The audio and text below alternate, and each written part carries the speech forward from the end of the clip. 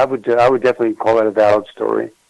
Well, I don't know what it was, but I'll tell you, it shook me up driving from New Mexico back to Seattle. Oh, yeah. I mean, I'll be honest with you. I stopped at the very closest store from that point, started buying no-dos, if you remember what those were, and I started living on no-dos. And, I drove the rest of the way nonstop back home and crashed for 3 days because, I was so exhausted. But I was that shook. Wait a minute. Was your former wife with you? Did you mention your former wife was with you? She was in the car, and she was screaming like you wouldn't believe, and... Yeah. And I will say this, there was a car behind us, maybe a couple 100 feet. It stopped too. And, I wasn't smart enough, to, after it took off, I guess, again, my rational thinking is, okay, it's gone. I'm out of here. I didn't want to stop back and, try to talk to whoever was in the car back a couple 100 feet. Yeah, tempt the devil, right. Yeah, I wanted out of there. And, and then all the way home, that night, because it was dark, everything, my wife was so paranoid. Every time she saw an airplane light, going by, oh my God, they're following us, it was horrible.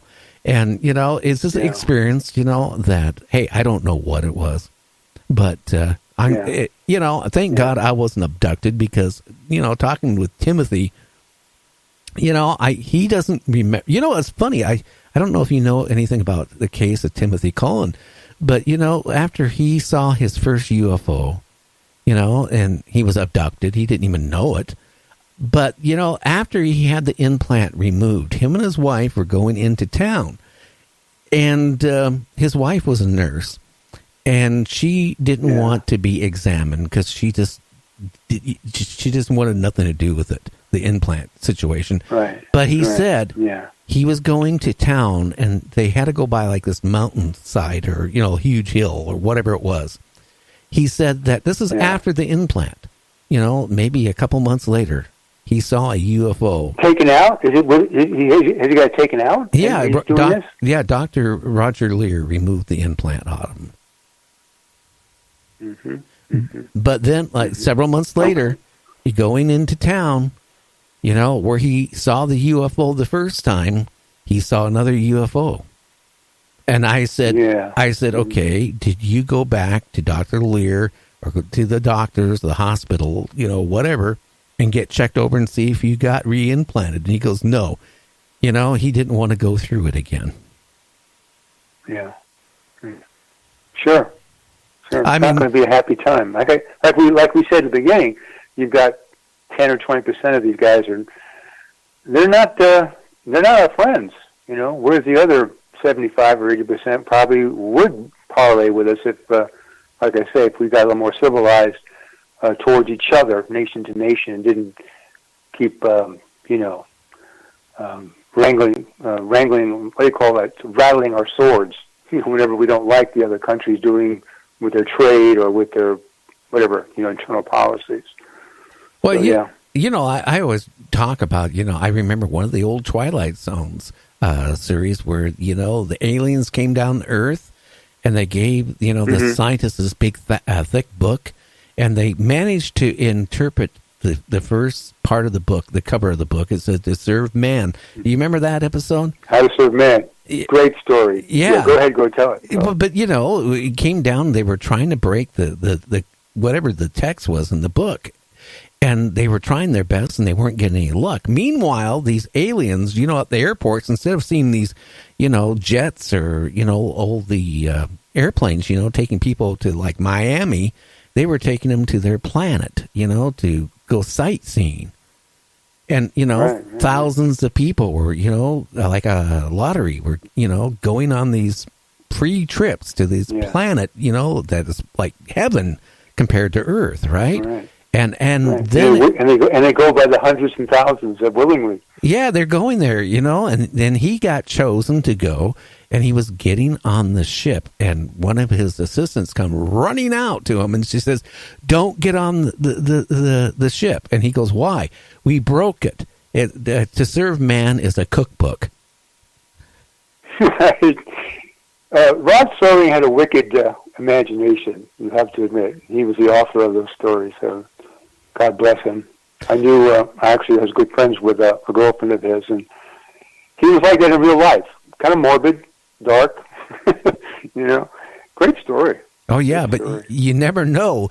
I mean, he could have hit it right, or him and his writers could have hit that one right on the jackpot there, to serve man. Yeah. It's not what we think it is. Believe me this way, if a spaceship came landing, and all of a sudden we acknowledge there's aliens and UFOs and we're really friendly with them, and they go, well, hey, we got this exchange program, right? You go to our planet and one of ours comes on to your planet. You better watch out. Yeah. Well, look what the conquistadors did when they found the New World, the West Indies, after Columbus. What did they do? They raped the women. They killed the men, children. They took their gold. They made them slaves. They made them work in the mines.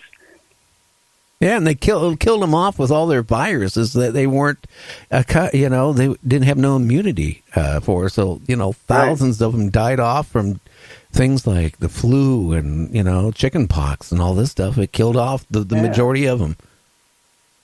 Yeah. Now the aliens know we have hydrogen bombs and nuclear technology, so they're not going to try something like that with us.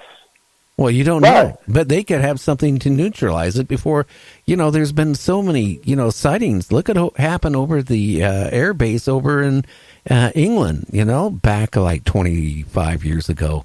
Supposedly a UFO and, encountered where a lot of the MPs and the service people actually saw it, and they actually went out trying to find aliens or whatever. But then not just that, there's been reports of through the years, like a UFO going over a old Nike,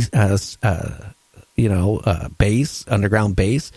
And all of a sudden, everything started malfunctioning. I mean, they probably have the capability of, disarming us really instantly. So our nuclear bombs, might not do, or hydrogen bombs or whatever we have might not do anything. Yeah. Well, that is speculation I don't want to talk about because it's speculation, and you got to realize that if there was an attack on America or on Russia, there would be by Instagram, there would be a coalescence of the nations against the intruder, the enemy, and that's what they're probably thinking would happen. I don't know. I again, if they have the technology to come to our world and do it, and probably the speed they do, either through wormholes or how they do it, kind of, they might have the technology if they wanted to take out the planet. Like the Hitchhiker's Guide to the galaxy. I mean, they could maybe just push a button and hey, they don't have to worry about us. Yeah. Well, they wouldn't be spending all these thousands of years coming and going and visiting us and doing their flybys. If they really wanted to, they would have already done it.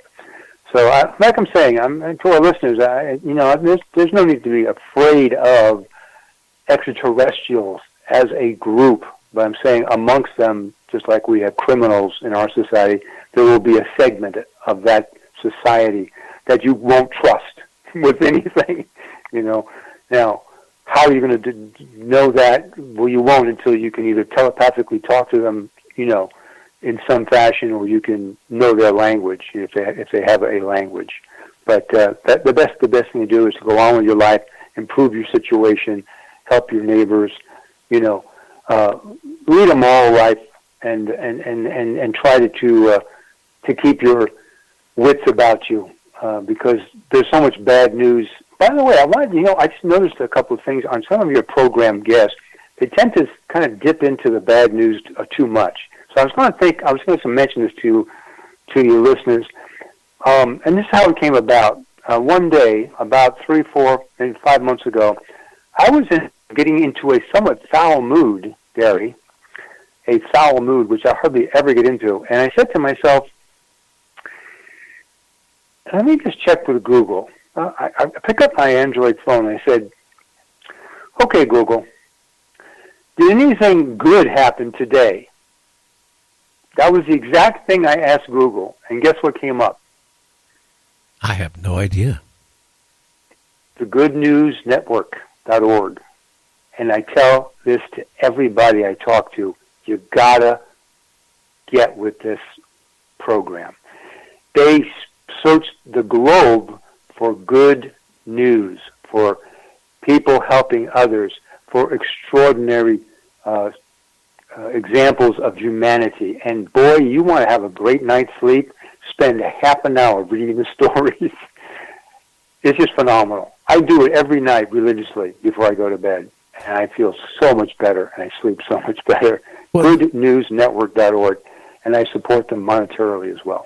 Well, yeah, I mean, we knew we need something like that. You know, back when I was in broadcasting, first started out back in -- one of the things we had on one of the stations that was called the Good News. We do like 10 minutes of the news, you know, per day. It was all good news, you know, but, you know, that was about the only station I ever worked at. It did that. But the problem is that if you go on the regular mainstream news, I mean, it's not very good anymore. I mean, it's all about the stock market. Yeah. It's about the tariffs. It's about, you know, Russia's pissed off at us. China's pissed off at us.